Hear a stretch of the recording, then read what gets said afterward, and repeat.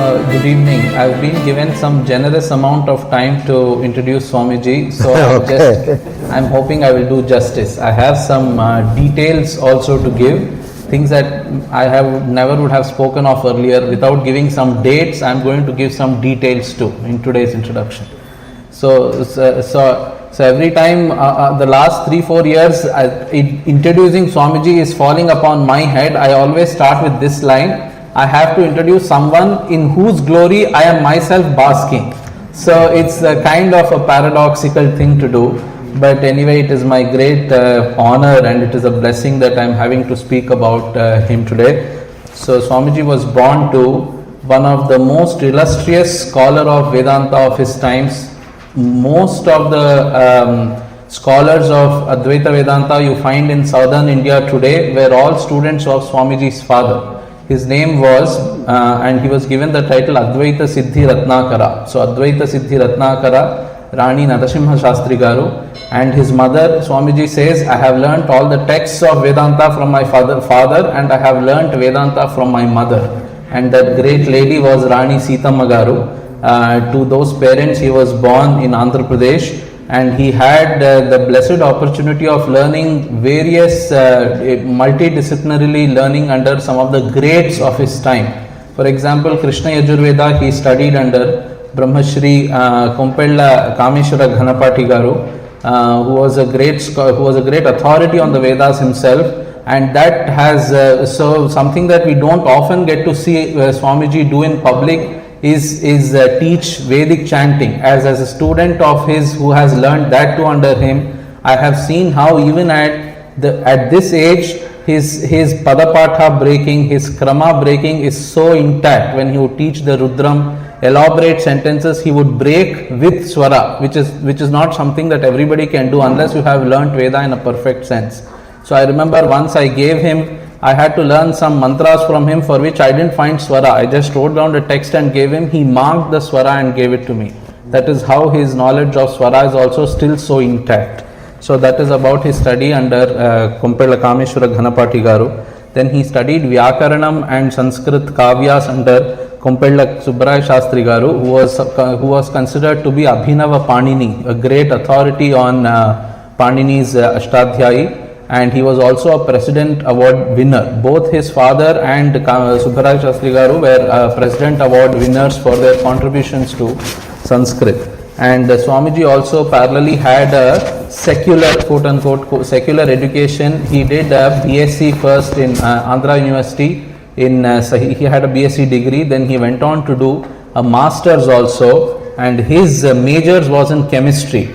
And that is how he ended up working for Indian Drugs and Pharmaceutical Limited, which is the forerunner for most of the pharma industries in and around Hyderabad, which are the leading pharma industries of the country too.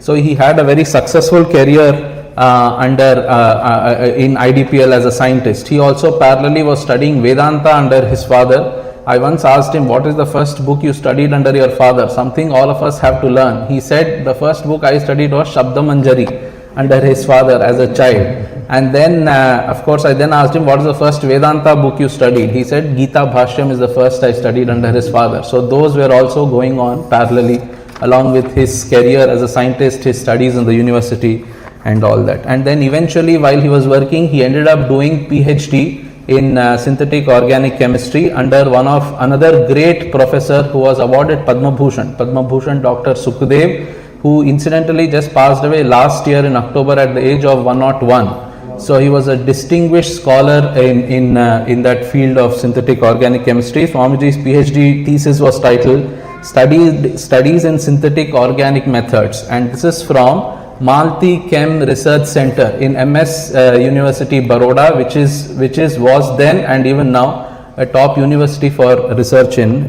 synthetic chemistry.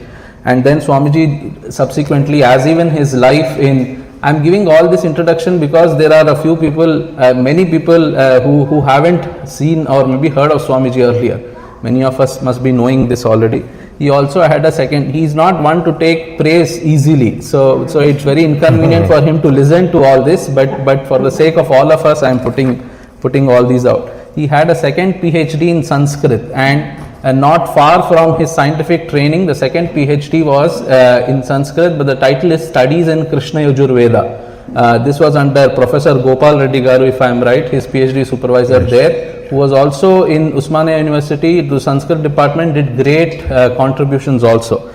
And his PhD thesis was suggested to be published as a book, which in his Purvashrama he did publish as a book called Science in Krishna Yajurveda, with very critical analysis of certain portions of Krishna Yajurveda, Sayana Bhashyam and all that. Two important chapters in this thesis was Krishna Yajurveda and Solar Sciences, Krishna Yajurveda and Ethnopharmacology, not far from his scientific career itself.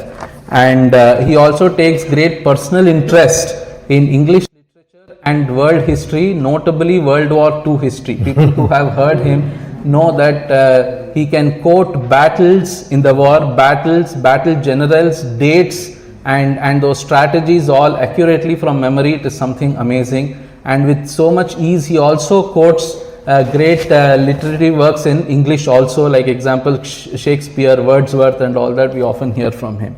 So he also had the blessed opportunity to meet Puja Swami Dayananda Saraswati ji, under whom he eventually quit his job and took sannyasa under him.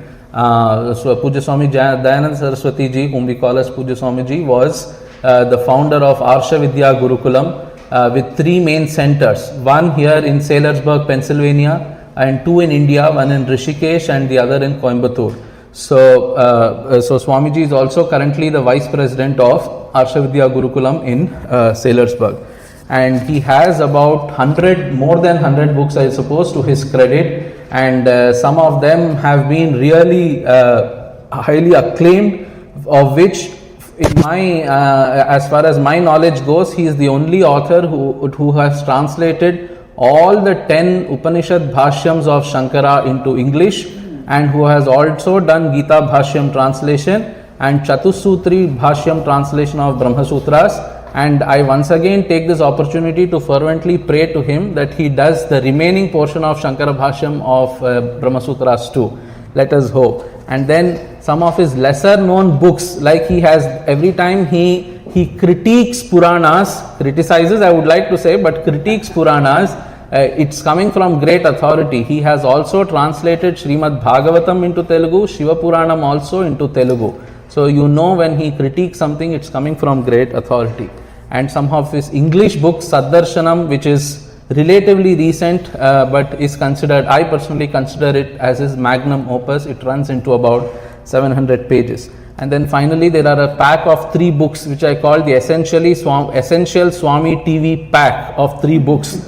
One is The Vision of Karma Yoga, then Inner Growth Through Devotion, which is Bhakti Yoga, and Advaita Makaranda, which is Jnana. These 3 I consider the Essential Swami TV pack. And then there are, recently he is bringing out a lot of small booklets for our recent times where the attention span is too short.